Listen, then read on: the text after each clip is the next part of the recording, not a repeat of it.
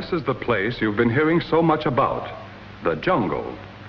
It's hot, it's sticky and uncomfortable, full of insects as well as the enemy. You can take care of the enemy. Your weapons and equipment are the best and you know how to use them.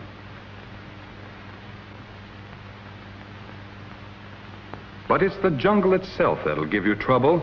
Take the climate. It's really hot down here, and if you don't take care of yourself, this is what can happen. They call it heat exhaustion. You feel weak, tired, worn out, and you're sweating like a horse. The old legs just won't move. You may faint. You may have muscle cramps. You're low on salt. You've sweated most of it out.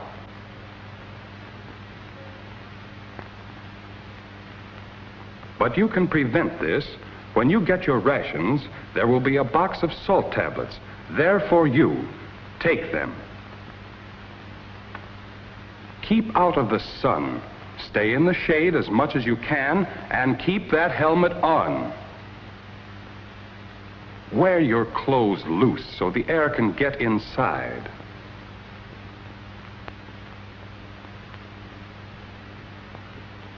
The climate is something about the jungle you can't see, but the fly is a jungle pest you can see. It looks so small and harmless you think you don't have to worry about it, but you do. It breeds on filth and carries germs on its feet and in its mouth. These germs cause dysentery. This man is having severe belly cramps from dysentery. There's only one way to avoid diarrhea and dysentery. You've got to keep things clean and sterilized. No open plates of food for flies to leave their germs on. But dysentery is persistent. You've got to observe precautions all the time or it will get you. A little dirt, grease, or soap left in a mess kit can cause diarrhea or dysentery. That's why there are 3 cans used. 1 of hot soapy water and 2 of clear boiling rinse water. And I said boiling. Never assemble a mess kit until it's dry. The best way to get it dry is to let the air do it. And never leave open garbage for flies to breed on. Here's another place which can breed plenty of sickness if you're not careful. That's why you dig a straddle trench. Dig it 1 foot wide, 30 inches deep, and 6 to 8 feet long. That's where the flies pick up dysentery and diarrhea germs if you let them get at it. So when you're through using the straddle trench, cover your trail behind you completely. And when alone, dig a cat hole and be sure you cover it completely after using. Another way to get germs that cause diarrhea and dysentery is from impure water. Now, nobody's likely to take a chance on drinking stagnant water like this. But here's a stream that looks clear and inviting. It's okay to use it to cool off, but don't drink it. Water out here is swimming with germs, millions of them, and they pack a nasty wallop if they ever get inside you. Don't ever drink water until you know it's safe. One way to make it safe for drinking is to boil it, but it must actually boil for at least 1 minute. There's something else you can do to make water fit to drink, and it's right in your individual first aid jungle kit, M2. That's the GI name for the jungle kit, and when you're in the jungle, there's no better life insurance. It has iodine, dressings, wound tablets, Band-Aids, all the things that come in your regular first aid kit. But it has other things too, mighty important things if you want to stay on your feet. It has insect repellent to stymie those mosquitoes and crawlers, Atobrin tablets to keep you from folding up with malaria, a solution in case your feet start blossoming out with athlete's foot, and that's something else I told you about to make your drinking water safe. A bottle of tablets which can mean the difference between a healthy soldier and an unhealthy one. Their official name is halazone tablets, but you and I can call them water purification tablets because that's what they're for, to make water fit to drink.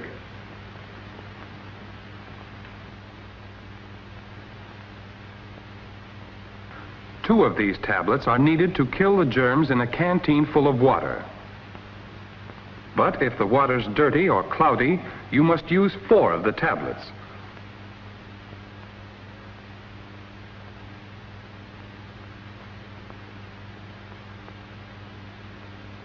Only after half an hour is this water fit to drink.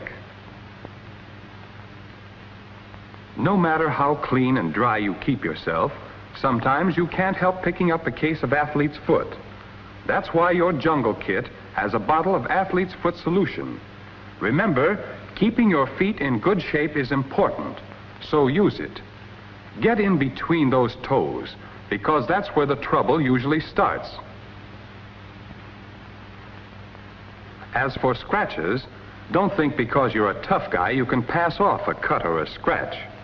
In the jungle, it doesn't take long for a scratch no bigger than this to become infected and knock you out.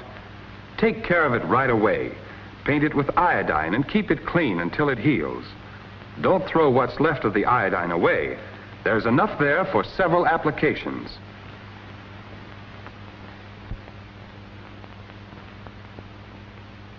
Your kit can also lend a hand if you run into something more serious.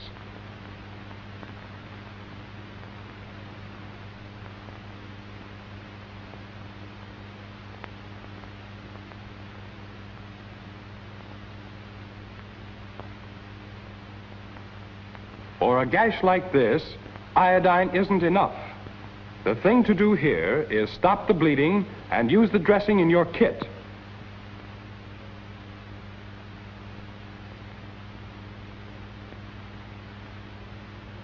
It's sterilized, so don't touch the part that's going on the wound. One side of the dressing is marked with red lettering. Take care not to put that side against the wound. In a spot like this, there's so much danger of infection, you can't afford chances. Your jungle kit has a packet of wound tablets, and the packet has instructions printed right on it. Read the instructions. They tell you to take all the tablets with plenty of water. And, of course, make sure the water is pure. There's just one time when you don't take these tablets. That's when you've got a belly wound. In that case, you take nothing. No pills, no water. We talked a while back about flies, but they're not the only insects in the jungle that can dish out misery. There are some other members of the trouble department. Ticks, centipedes, scorpions, leeches. You've also got to know how to protect yourselves from them. Suppose you're out on a jungle path. Suddenly you notice something on your leg, and you discover it's a tick. Don't try to knock it off or pick it off. The tick is a bloodsucker, and if you break off the head, you'll have an infected leg. Take the end of a lighted cigarette or a match and hold it near the tick. It'll pull out by itself when things get too hot.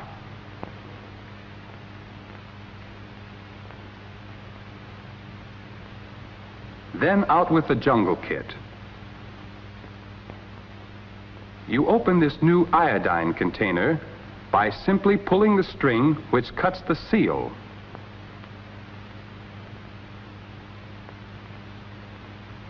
Touch the spot where the tick bored in with a drop of iodine. Wait until the iodine dries.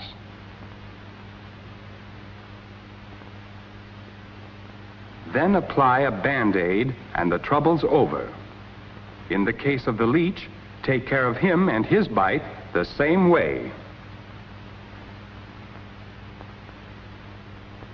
As for the scorpions and centipedes, a good thing to remember when you're in the field is that they like dark places.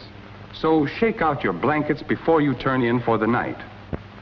And in the morning, check your shoes and clothing before you get dressed.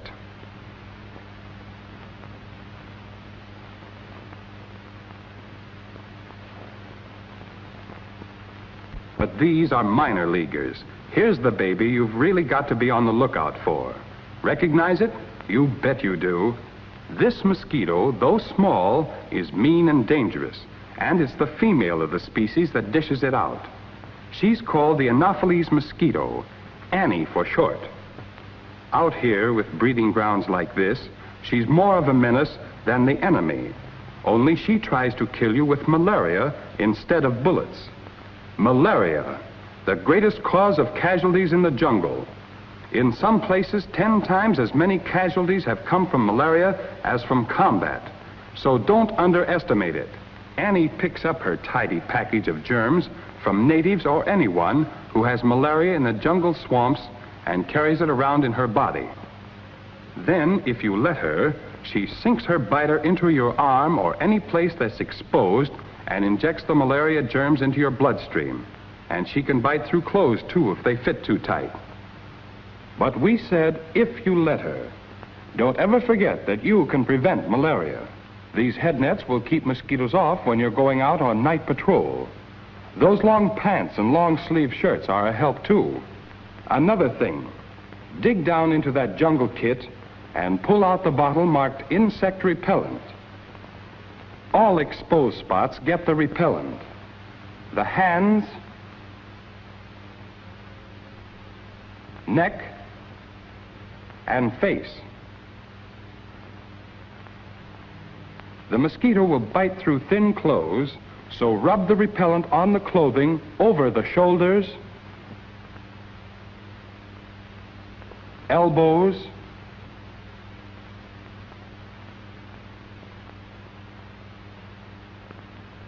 knees,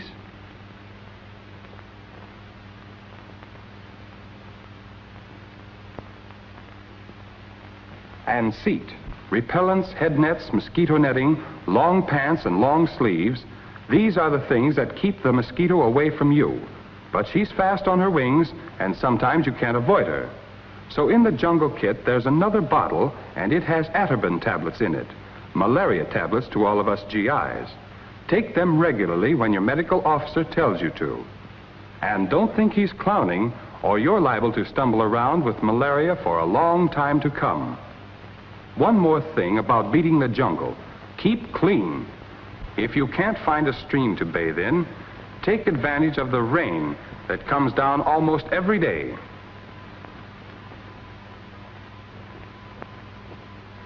Get those spaces between the toes, the armpits, the crotch.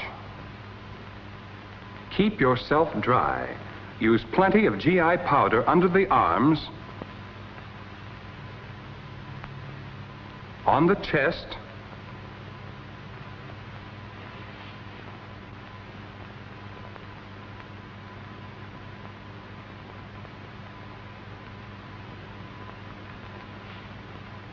around the crotch, and on the feet.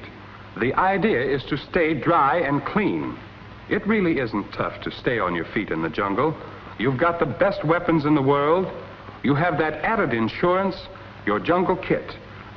Iodine, Band-Aids and dressing, wound tablets, insect repellent, malaria tablets, athlete's foot solution, and water purification tablets. And you have a good head on your shoulders. Altogether, a neat combination. We're smart enough to beat the enemy. Let's be smart enough to beat the jungle.